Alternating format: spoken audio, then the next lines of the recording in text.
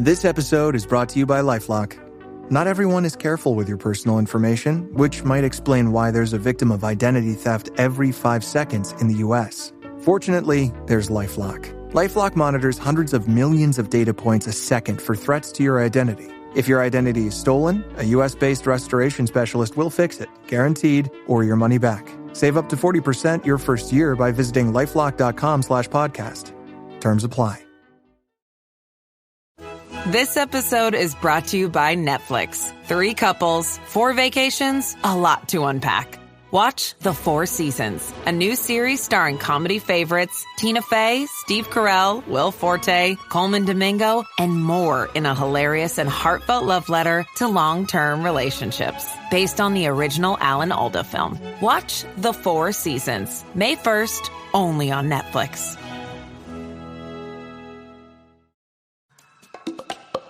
That moment when you realize your skincare is actually working.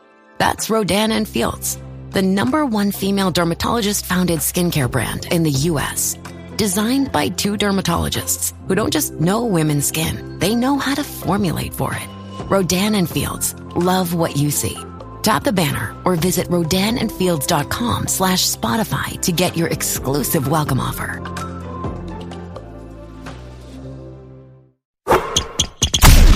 From the Fifth Quarter Studio in Madison, Wisconsin, you're listening to the Basketball Leadership Podcast. Here are your hosts, Steve Collins and Greg Berg.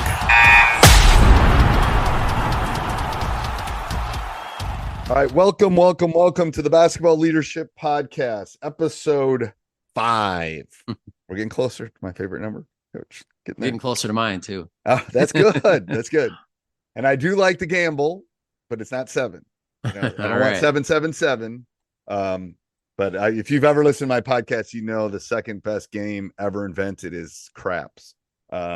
Ooh, I've had some fun with that. There's a lot of energy, and we're talking about leadership, and you talk about energy and all that stuff. If you've ever walked in a casino, all the energy comes from the craps table. Yep. But I got to not be a teacher to play more craps, to be honest with you. All right, so we're going to talk about collective leadership and the traits behind that. So first of all, define collective leadership, what you mean by that. You know, early on, we talked about what leadership is. It's influence, right? So now kids can influence a team in a lot of different ways.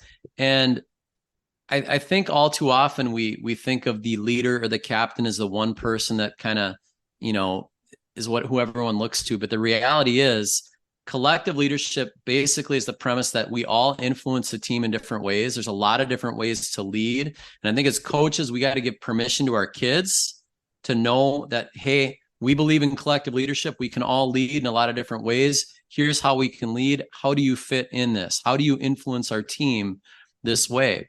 I think of our state tournament teams that we've had, and the type of leaders we had on our team that really put us over the hump were not the guys that were on the court all the time. And so I'll go through these 5 types and I'll kind of, share that story. But I think #1, you need game leaders. And I've written about this quite a bit. And I actually have about 7. I'm going to only focus on 5 right now. But game leaders. Your game leaders are the ones that will have the ball in their hands when it's crunch time. They might not be your best leaders in other areas, but they have to have they're your decision makers. There's your best player. Typically they're a leader in that way. I've had a lot of kids. They're hoopers. I refer to them as hoopers. They're hoopers. They can hoop, they're going to be your decision makers. They're the go-to guys. It is.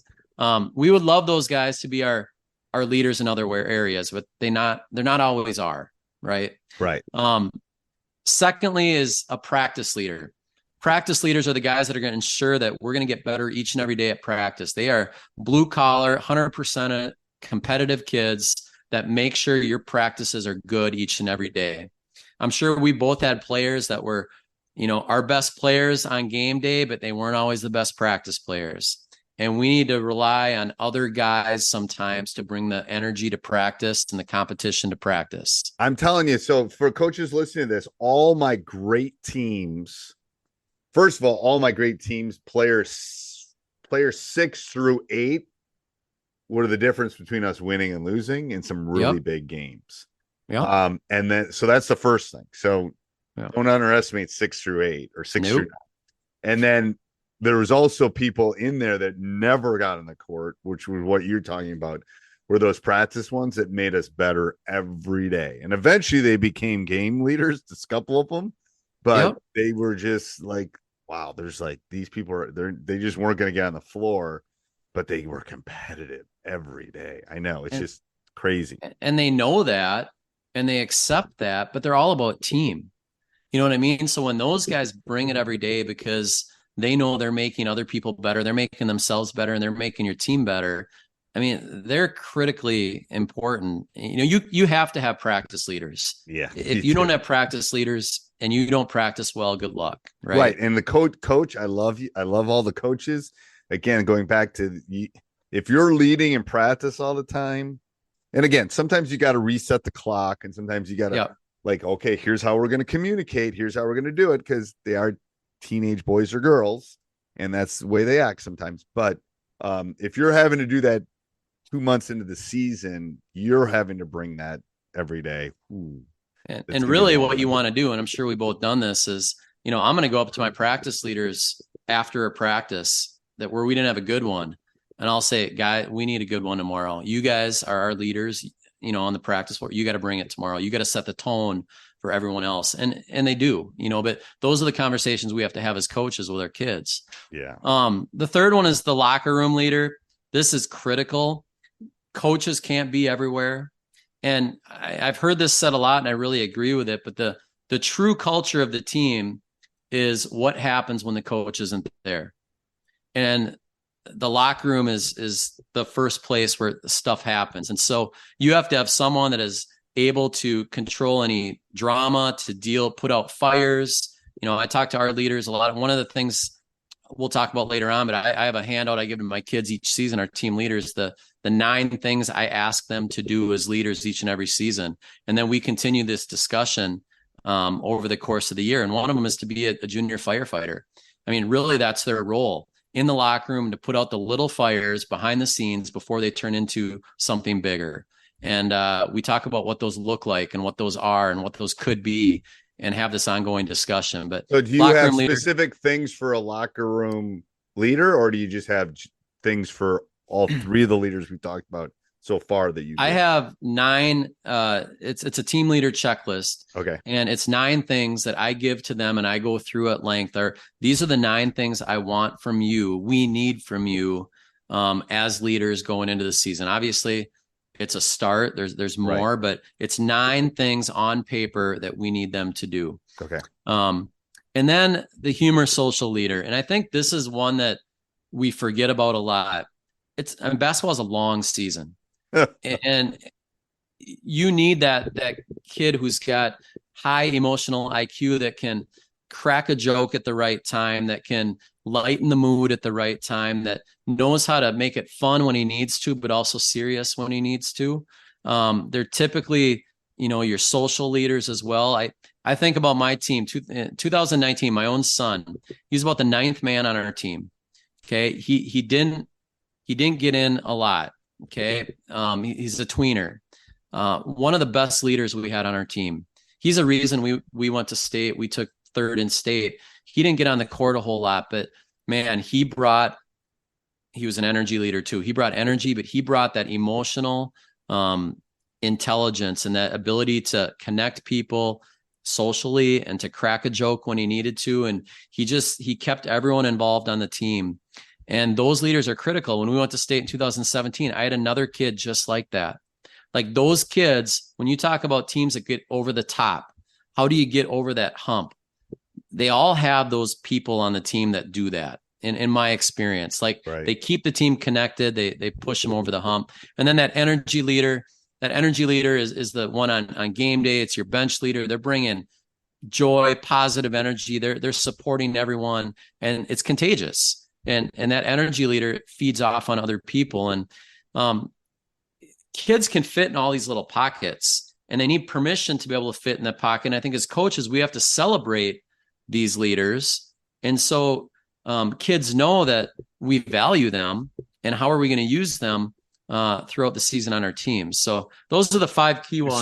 So they obviously you can be more than one, because you could be absolutely the locker one and the game one. So how do you monitor all those?